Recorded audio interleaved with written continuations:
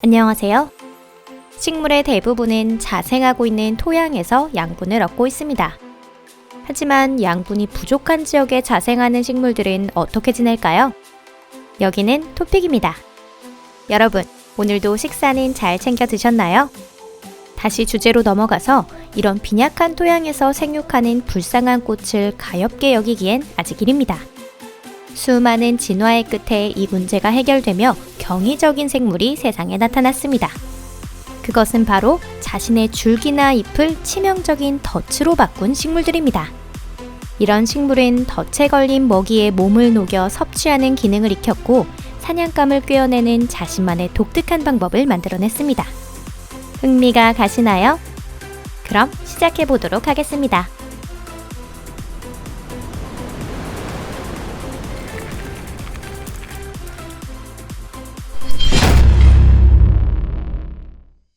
지상의 육식식물은 먹이 사슬 속에서 독특한 단계에 위치하고 있는데요. 이 식물은 일반적으로 질소와 무기염이 부족한 장소에 자생하고 있지만 동물에서 얻는 영양분이 그 부족함을 보충해주는 뛰어난 영양 보급원이 되고 있습니다. 육식식물도 다른 식물과 마찬가지로 양분을 섭취할 수 있지만 그것만으로는 부족하기 때문에 금세 시들어버려 식물의 생명주기도 짧아져 버리고 맙니다. 당연히 그런 생활에 만족하는 생물은 없겠죠. 오늘날엔 600종 이상의 육식식물이 존재하고 있고 이는 다음에 3가지 그룹으로 나눌 수 있습니다. 곤충을 잡아먹는 식충식물, 소형 갑각류를 잡아먹는 수생식물, 그리고 소형 동물을 포획하기에 충분한 크기의 덫을 가진 잡은 것은 뭐든지 먹어치우는 그룹. 포식이 성공하면 먹이는 식물의 특수한 샘에서 만들어지는 위액을 통해 소화되거나 먹이가 죽어 부패한 후에 분해된 생성물이 식물로 흡수됩니다. 파리지옥.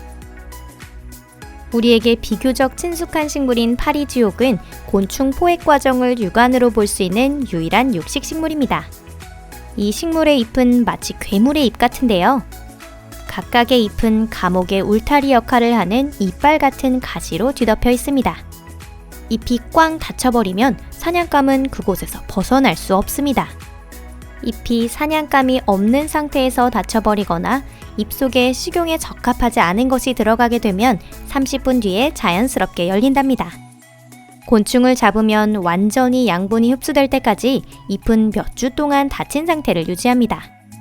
이 식물은 플로리다주, 노스캐롤라이나주, 사우스캐롤라이나주, 뉴저지주 등 미국 대서양 연안의 습기가 많고 따뜻한 기후의 땅에 자생하고 있습니다.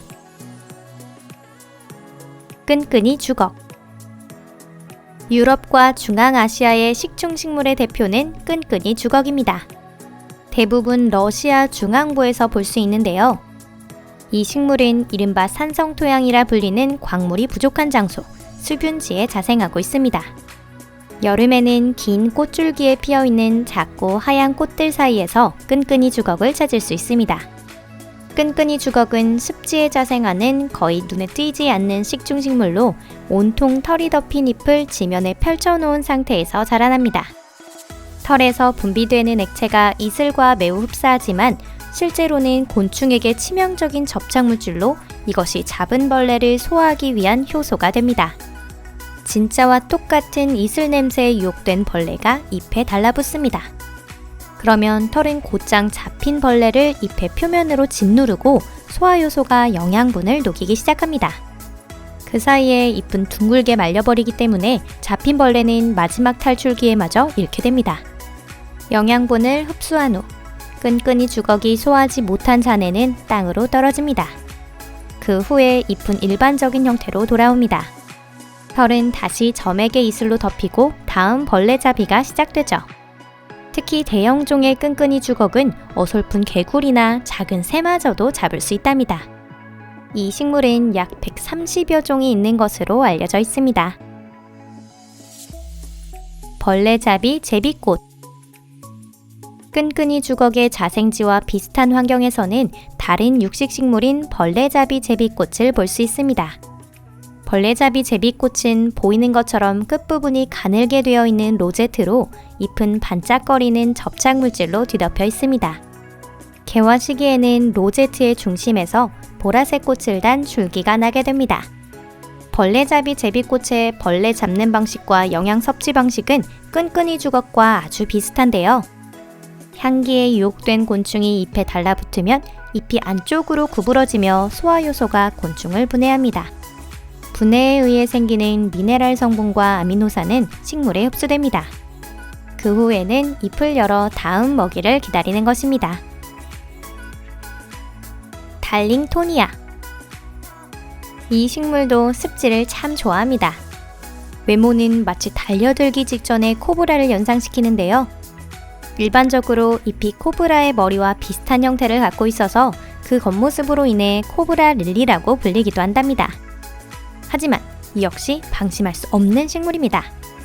달콤한 향기로 통 모양의 잎이 곤충을 유혹할 뿐만 아니라 잎의 벽에는 다수의 가짜 출구가 있기 때문에 포획된 곤충은 점점 아래로 내려가며 밖으로 나가는 것이 불가능하게 된답니다.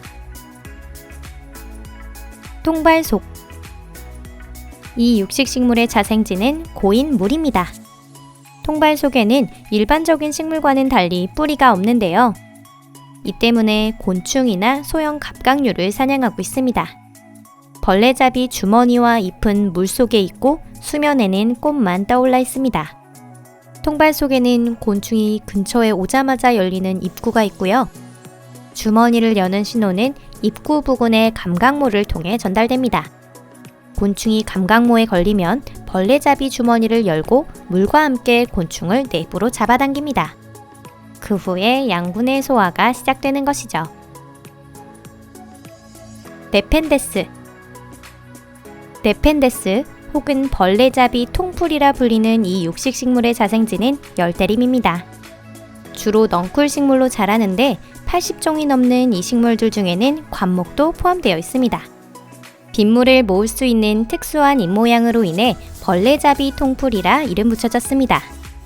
네펜데스의 주요 먹이는 곤충인데요.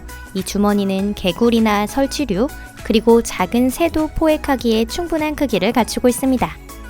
네펜데스의 벽 안쪽에는 꽃물과 밀랍을 만들어내는 샘이 있는데요. 꿀은 사냥감을 불러들이고 주머니 속에 고여있는 물속으로 떨어진 벌레는 매끈한 밀랍으로 인해 벗어나지 못하고 그대로 죽게 됩니다. 비블리스. 다음으로 등장할 육식식물은 아름다운 모양을 가진 비블리스입니다. 이 식물은 호주 북부와 뉴기니 남부, 그리고 오스트레일리아의 서부에 작은 구역에 분포되어 있습니다. 비블리스의 가지는 기다란 잎에 덮여 있으며 그 표면에는 털과 강력한 접착물질, 소화효소를 분비하는 샘이 있습니다. 곤충뿐 아니라 소형 동물도 이 덫에 걸리는데요. 과거 호주 원주민들은 비블리스가 인간을 잡아먹는다고 믿고 있었답니다. 하지만 그러면서도 비블리스 잎에서 얻은 풀을 이용하기도 했습니다. 어쩌면 인간이 가장 용감한 동물인 것 같네요. 사라세니아. 사라세니아과에 속한 이 화려한 식중식물은 습지에 자생하며 살고 있습니다. 사라세니아에는 선명한 꽃이 피며 밝은 녹색의 잎에는 진홍의 모세관 인맥이 들어가 있습니다. 잎은 달콤한 액체가 떨어지는 봉투를 닮았는데요. 하지만 그 덫에 걸린 곤충은 금세 죽고 맙니다. 소화 흡수 과정은 다른 식물들과 같습니다. 사라세니아 벌레잡이 과정은 파리지옥의 벌레잡이처럼 엄청 흥미롭지는 않지만 그래도 이런 꽃을 관찰하는 것은 언제나 재미있는 일입니다. 오늘 영상은 여기까지입니다. 시청해주셔서 감사합니다. 오늘 말씀드린 식물들은 대부분 인터넷을 포함해서 화원에서도 쉽게 구할 수 있는데요. 많은 종류가 있으니 집을 식물로 가득 채우고 싶거나 동시에 귀찮은 곤충까지도 깨끗하게 처리하고 싶으신 분들은 육식식물이 도움이 될지도 모릅니다. 당연히 죄 없는 곤충이나 거미, 모기가 불쌍하지 않았을 때의 이야기지만 말이죠. 그럼 이만 마치도록 하겠습니다. 오늘도 내일도 건강한 하루 보내시길 바라고요. 저는 다음 영상에서 뵙겠습니다. 그럼 안녕히 계세요.